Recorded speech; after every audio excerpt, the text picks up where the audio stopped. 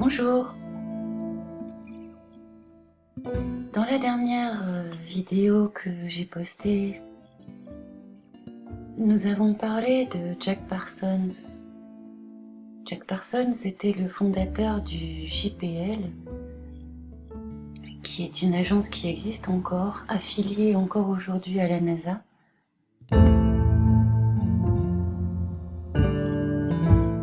Nous avions vu que les préoccupations principales de Parsons, en dehors des armes à feu et des armes de destruction massive,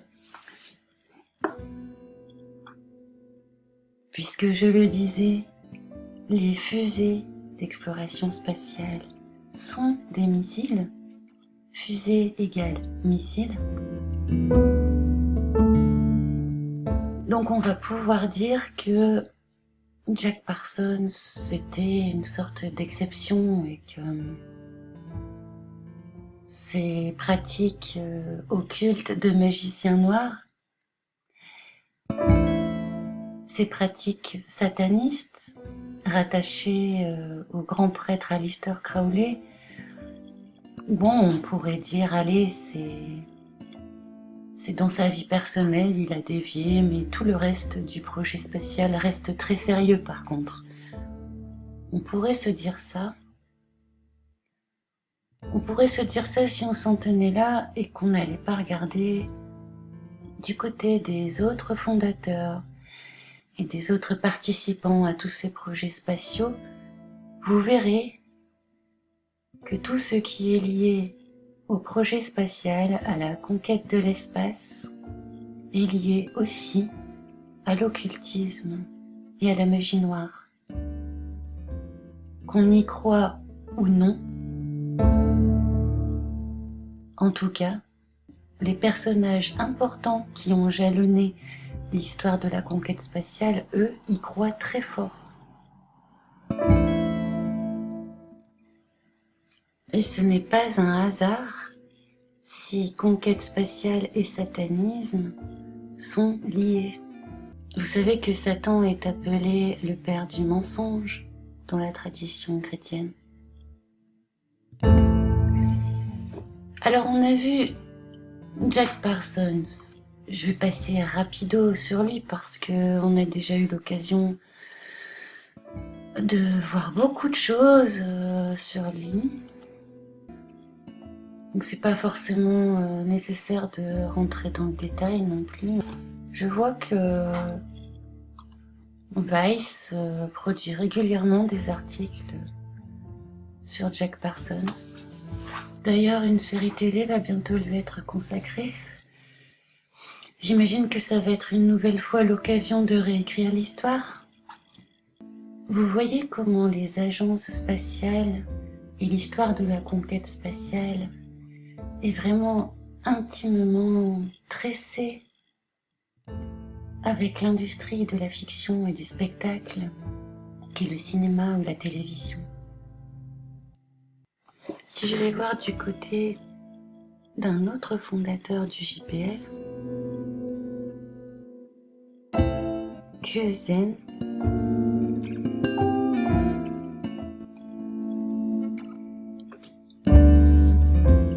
on voit que c'est quelqu'un qui est présenté à la fois comme un spécialiste des armes et un cybernéticien. C'est pas un hasard si des satanistes s'intéressent à des armes de destruction massive, vous comprenez?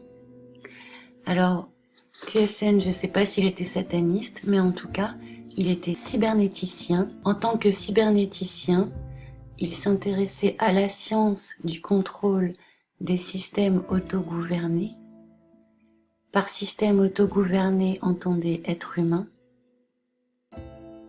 Il me semble que ce n'est pas un hasard que quelqu'un s'intéresse à la fois au contrôle des êtres humains, aux armes de destruction massive et au satanisme. Vous comprenez que tout cela est lié. Et comme je le disais, est fortement lié à la fiction, au cinéma, à la littérature, à la science-fiction, aux séries télé, etc. À tous les stades de la conquête spatiale, vous trouverez une liaison directe avec des récits de fiction.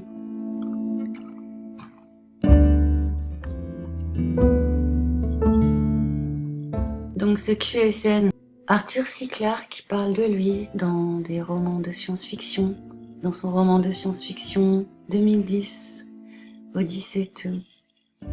Il faudrait lire ça. Il va y avoir beaucoup de choses intéressantes dedans. Bon, on le trouve dans une série de science-fiction, dans les films. Faut pas oublier non plus que nous sommes à une époque où existent des docu-fictions.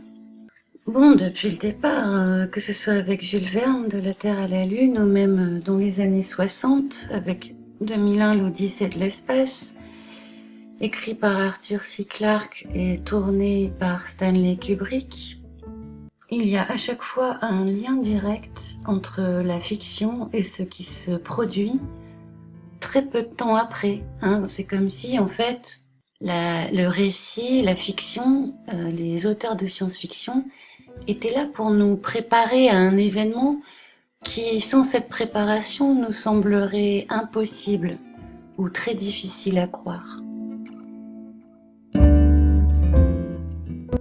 C'est ce que certains appellent le predictive programming. Des suggestions mentales, des images subliminales sont intégrées dans des films très grand public ou des programmes télé. Ces images s'imprègnent dans notre mémoire sans qu'on les remarque au moment où on les voit, parce qu'elles sont noyées dans le reste de l'histoire ou de l'intrigue. Quand je vois que le roman de Jules Verne remonte à 100 ans exactement avant le décollage de la première mission pour la Lune, ce roman raconte l'histoire... Bon, attendez, je vais mettre l'article Wikipédia, sinon vous n'allez même pas peut-être me croire. L'histoire d'un consortium de marchands d'armes, le Gun Club, qui, n'ayant plus d'affaires à faire en temps de paix, décide de se lancer dans la science, entre guillemets, pour continuer à se faire de l'argent en temps de paix. Ce consortium, le Gun Club, que Jules Verne appelle le Gun Club, se fait encore mieux de l'argent parce que finalement ils vont demander des dons, plutôt que de vendre des produits qu'ils devront construire. Eh ben, ils vont demander à tous les pays du monde de leur faire des dons pour la science. Donc c'est encore plus lucratif. En lisant De la Terre à la Lune, j'ai été étonnée de constater que l'un des canons utilisés pour lancer un boulet sur la Lune, bon, ça aussi, ça pourrait nous faire rire de dire on va lancer un boulet de canon sur la Lune, mais les missiles et les fusées, c'est exactement la même chose. Ça ne peut pas aller sur la Lune. C'est comme un boulet de canon. Donc j'ai été très étonnée de voir parler d'un canon qui s'appelait Columbia. Et il y en a un autre canon qui est cité dans cette œuvre, le canon Armstrong, 100 ans avant le décollage de la première mission Apollo. Et d'où va décoller ce boulet de canon? De Floride. Donc je vous rappelle qu'on est 100 ans avant le vrai décollage de Cap Canaveral et que c'est un Français qui écrit.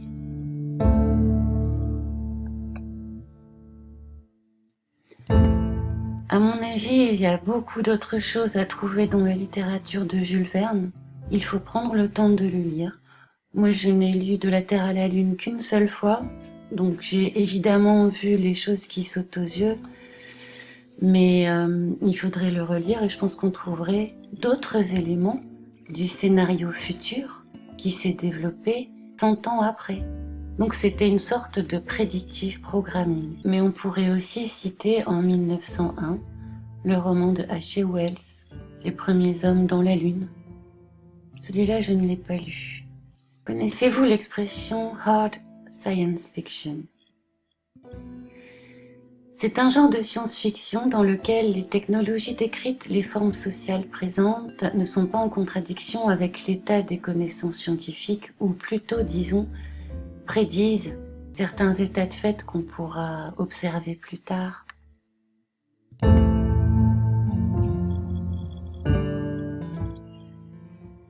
Exemple, l'œuvre de Kim Stanley Robinson, Trilogie de Mars, est un exemple de hard SF dans lequel sont décrits les moindres détails d'une future colonisation de la planète par l'humanité.